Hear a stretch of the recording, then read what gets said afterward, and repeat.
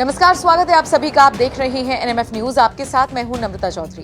कहते हैं आईपीएल यानी इंडियन प्रीमियर लीग कई छिपे हुए खिलाड़ियों को देश से रूबरू कराता है।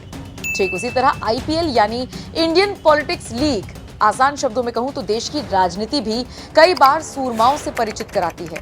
और ये सूरमा शहर से लेकर प्रदेश और प्रदेश से लेकर देश तक में ऐसा बदलाव लाते हैं कि दुनिया उसकी मिसाल देती है। अब जैसे उदाहरण के तौर पर अगर मैं आपसे पूछूं कि जरा सोचकर बताइए, इन लोकसभा चुनावों में आपको लगभग हर राज्य में बीजेपी की तरफ से किसका चेहरा प्रचार करते हुए सबसे ज्यादा दिखा, तो आपका जवाब क्या होगा? निश्चित तौर पर आप नरेंद्र मोदी का नाम लेंगे।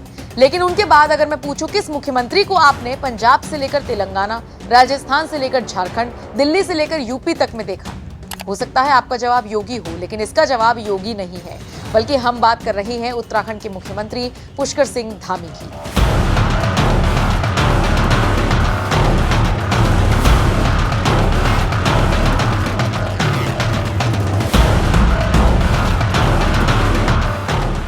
अब देखिए, इसमें कोई शक नहीं कि यूपी के मुखिया योगी आदित्यनाथ प्रदेश की 80 की 80 लोकसभा सीटों को एनडीए के खाते में डालने की पूरी कोशिश कर रही हैं। लेकिन हार जीत से परे उत्तराखंड के सीएम भी चारधाम यात्रा के बीच यूपी से लेकर तमाम राज्यों में जमकर प्रचार कर रही हैं ताकि जीत एनडीए को मिले।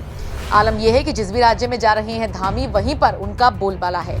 कभी लॉ की पढ़ाई करने वाले और फिर एबीवीपी के साथ जुड़ने वाले एक 18-20 साल के लड़के ने शायद कभी नहीं सोचा होगा कि वो देश का फायर ब्रांड नेता बनेगा।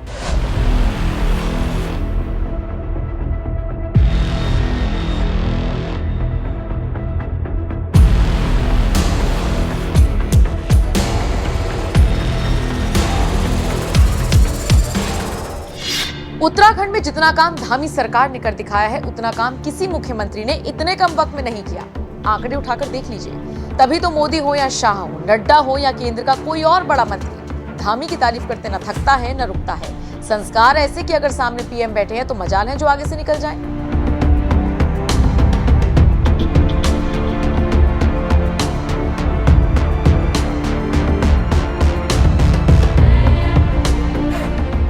वो तो मोदी का बड़प्पन है जो उन्होंने हाथ पकड़कर धामी को आगे से जाने का ही रास्ता दिखा दिया।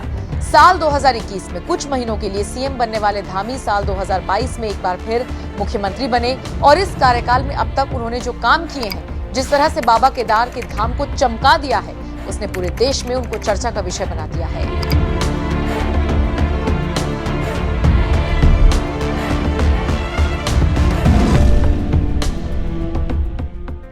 2 साल में धामी ने क्या काम किए?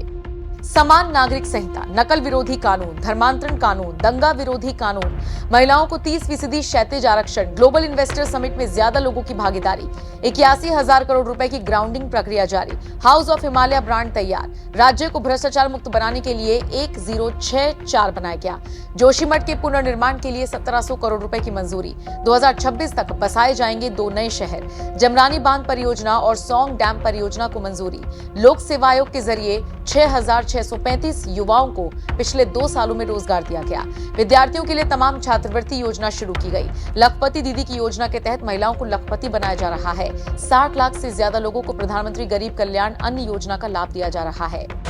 2 साल में धामी के नाम कितनी उपलब्धियां? ऐसा पहली बार हुआ है जब उत्तराखंड में किसी भी राजनीतिक दल को लगातार दूसरी बार सेवा का मौका मिला है। उत्तराखंड के इतिहास में पहली बार किसी सीएम को देश भर में प्रचार करने की जिम्मेदारी दी गई। चलिए अब आपको बताते हैं इन 2 सालों में सीएम धामी ने कौन कौन से ऐतिहासिक फैसले लिए। 2 साल में धामी सरकार के ऐतिहासिक फैसले: देश का सबसे कड़ा नकल विरोधी कानून, आजीवन कारावास या 10 साल की सजा, नकल माफियाओं को 10 करोड़ तक का जुर्माना, नकल माफियाओं की संपत्ति भी जब्त हो सकती है। और इसी के साथ अब ये भी जान लीजिए कि किस तरह से सीएम धामी ने लोकसभा चुनावों में नया रिकॉर्ड बनाया। लोकसभा चुनावों में बनाया रिकॉर्ड: 6 चरणों के चुनाव में सीएम धामी 70 से ज्यादा जनसभाएं कर चुके हैं। सिर्फ उत्तराखंड में 38 से ज्यादा सभाएं की।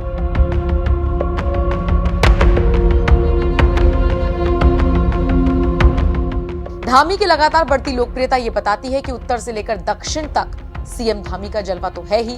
बहरहाल, आप सीएम धामी से जुड़ी इस खबर को किस तरह से देखते हैं, कमेंट करके अपनी राय हमें जरूर दें।